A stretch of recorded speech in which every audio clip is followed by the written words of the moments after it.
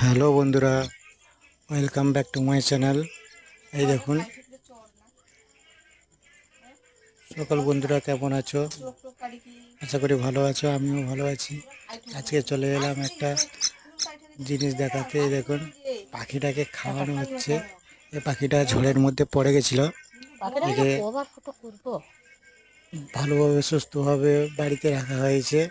খুব অবস্থা খারাপ ছিল, একে এখন খাওয়ানো হচ্ছে। একে খাওয়াতে হয় এইভাবেই, জলও দিতে হয়। নিজে একা খেতে পারে না।